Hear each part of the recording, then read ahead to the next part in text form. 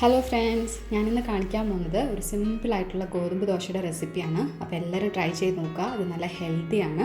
അപ്പോൾ നമുക്ക് വീഡിയോയിലേക്ക് പോവാം. അപ്പോൾ നമുക്ക് ഗോതമ്പ് ദോശ ഉണ്ടാക്കാൻ തുടങ്ങാം. അപ്പോൾ അതിന് വേണ്ട ഇൻഗ്രീഡിയൻസ് ഞാനിവിടെ 2 കപ്പ് ഗോതമ്പ് പൊടിയാണ് എടുത്തിരിക്കുന്നത്. പിന്നെ 2.5 കപ്പ് വെള്ളം, ആവശ്യത്തിന് ഉപ്പ്.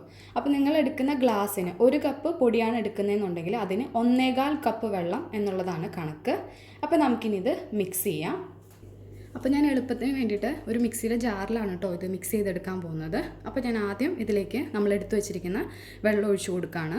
അപ്പോൾ ആദ്യം വെള്ളം ഒഴിക്കാൻ പറയുന്നത് എന്താണെന്ന് വെച്ചാൽ, അല്ലെങ്കിൽ പൊടി ഇട്ട് കഴിഞ്ഞാൽ നമ്മൾ മിക്സി അടിച്ചു കഴിയുമ്പോൾ അടിയിൽ ഇങ്ങനെ കട്ട പിടിച്ച് കിടക്കും. അപ്പോൾ ആദ്യം വെള്ളം ഒഴിച്ചിട്ട് പൊടി ഇടാൻ ശ്രദ്ധിക്കുക.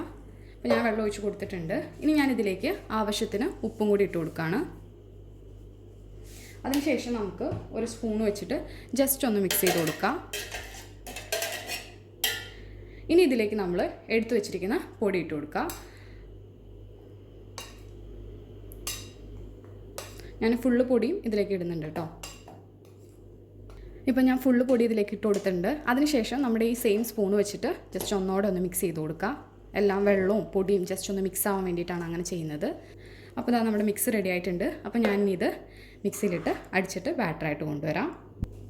ഇപ്പോൾ ഞാനിത് മിക്സിയിലിട്ട് അടിച്ച് കൊണ്ടുവന്നിട്ടുണ്ട്. ഇനി ഞാനിതൊരു ബൗളിലേക്ക് മാറ്റുവാണ്. അപ്പോൾ ഇതാ ഞാനിത് ബൗളിലേക്ക് മാറ്റിയിട്ടുണ്ട്. അപ്പോൾ ഇതിൻ്റെ കൺസിസ്റ്റൻസി എന്ന് പറയുന്നത് നമ്മുടെ ദോശമാവിൻ്റെ ഒരു പരുവല്ലേ, ആ ഒരു പരുവത്തിനാണ് കേട്ടോ അടിച്ചെടുക്കേണ്ടത്. അപ്പോൾ നമുക്കിനി ദോശ ചുട്ടെടുക്കാം. അപ്പോൾ ഇതാ നമ്മുടെ ദോശ ചൂടാൻ വേണ്ടിയിട്ട് ഞാനൊരു തവ അടുപ്പത്ത് വെച്ചിട്ടുണ്ട്. എന്നിട്ട് ഗ്യാസ് മീഡിയം ഫ്ലെയിമിൽ വെച്ചേക്കാണ്. ശ്രദ്ധിക്കേണ്ട കാര്യം എന്ന് വെച്ചാൽ, നമ്മൾ ദോശ ചുടുമ്പോൾ ഒരുപാട് ഓവർ ഹീറ്റ് ആവരുത് തവ, അന്നേരം നമ്മുടെ ദോശ പെർഫെക്റ്റ് ആയിട്ട് വരില്ല. ഇപ്പോൾ ഇത് കറക്റ്റ് ചൂടിലാണ് ഇരിക്കുന്നത്. അപ്പോൾ ഞാൻ നമ്മുടെ ബാറ്റർ ഒഴിച്ചു കൊടുക്കുകയാണ്. ഞാൻ കുറച്ച് വലുതായിട്ട് ചുടുന്നതാണ്, ഒരു ലേശം കൂടി ഒഴിച്ചു കൊടുക്കുന്നുണ്ട്. എന്നിട്ട് നല്ലോണം ഞാൻ റൗണ്ട് ചെയ്തെടുക്കുക.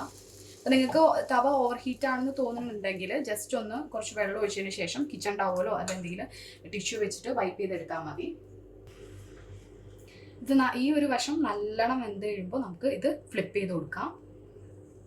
ഗ്യാസ് ശ്രദ്ധിക്കണം, ഹൈ ഫ്ലെയിമിൽ വെക്കരുത്, ദോശയുടെ അടിഭാഗം കരിഞ്ഞു പോവും.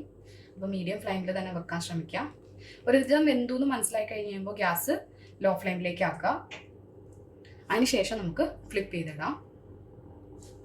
ആ ദോശയുടെ ഇത് റെഡി ആയിട്ടുണ്ട്. കാരണം അത് സൈഡിൽ നിന്നൊക്കെ ഇങ്ങനെ പതുക്കെ വിട്ട് വരാൻ തുടങ്ങും. അപ്പോൾ അതാണ് ഇതിൻ്റെ കറക്റ്റ് ടൈം ദോശ ഫ്ലിപ്പ് ചെയ്യേണ്ടത്. ഇപ്പം ഇത് മറിച്ചിടുന്ന സമയത്ത് നിങ്ങൾക്ക് ഒട്ടിപ്പിടിക്കുന്ന പോലെ ഫീൽ ചെയ്യുന്നുണ്ടെങ്കിൽ അതിൻ്റെ അർത്ഥം വെള്ളത്തിൻ്റെ അളവ് കൂടുതലാണെന്നാണ്. അപ്പോൾ നിങ്ങൾ കുറച്ച് പൊടി കൂടി ഇട്ടിട്ട് നല്ലോണം മിക്സ് ചെയ്ത് കൊടുത്താൽ മതി. അപ്പോൾ കറക്റ്റായിട്ട് നമുക്ക് എടുത്ത് മറിച്ചിടാൻ പറ്റും. അപ്പോൾ അതൊന്ന് ശ്രദ്ധിക്കണം. ഇനി ഞാൻ ജസ്റ്റ് ഗ്യാസ് ഒന്ന് മീഡിയം ഫ്ലെയിമിലേക്ക് ആക്കുകയാണ് മറിച്ചിട്ടതിന് ശേഷം. ഇപ്പോൾ ഇതാ കണ്ടോ, നമ്മുടെ ദോശയിൽ ഇത് ചെറിയ ചെറിയ കുമ്പളകളൊക്കെ വന്നു തുടങ്ങി. അപ്പോൾ അതിൻ്റെ അർത്ഥം അടിഭാഗം വെന്ത് തുടങ്ങിയിട്ടുണ്ടെന്നാണ്. അപ്പോൾ നമുക്കിത് ചെറുതായിട്ടൊന്ന് ഫ്ലിപ്പ് ചെയ്ത് കൊടുക്കാം. ഇനി ആ വശം കൂടി ഒന്ന് വെന്തതിന് ശേഷം നമുക്ക് ഒന്നുകൂടെ മറിച്ചിട്ടതിന് ശേഷം ദോശ എടുക്കാം. ഇപ്പോൾ ഇതാ നമ്മുടെ എവിടെയും കുമ്പളകളൊക്കെ വന്നു തുടങ്ങി. അപ്പോൾ ഞാൻ ഒന്നുകൂടെ ഫ്ലിപ്പ് ചെയ്യാണ്. ഇനി ഫ്ലിപ്പ് ചെയ്യണ്ട. ഇനി നമുക്ക് ജസ്റ്റ് കുമ്പളകൾ വന്നു കഴിയുമ്പോൾ നമുക്കിത് എടുക്കാം. കണ്ടോ, അതാ പൊങ്ങി വരുന്നുണ്ടോ, കണ്ടോ. അപ്പോൾ അതിൻ്റെ അർത്ഥം നമ്മുടെ ദോശ നല്ലോണം പെർഫെക്റ്റ് ആയിട്ട് വെന്തിട്ടുണ്ടെന്നാണ്. ഇതുപോലെ നല്ലോണം വേവിച്ച് കഴിക്കണം കേട്ടോ. ഗോതമ്പ് മാവ് നല്ലോണം വെന്താലാണ് ദോശയ്ക്ക് നല്ല ടേസ്റ്റ് ഉണ്ടാവുള്ളൂ. അപ്പോൾ ഞാനിനി ഇതൊരു പ്ലേറ്റിലേക്ക് മാറ്റാണ്. ഇപ്പോൾ തന്നെ ഞാൻ എല്ലാ ദോശയും ചുട്ടെടുത്തിട്ടുണ്ട്. ഇനി ഞാനിതൊരു സെർവിങ് ബോളിലേക്ക് മാറ്റിയിട്ട് കാണിക്കാം കേട്ടോ.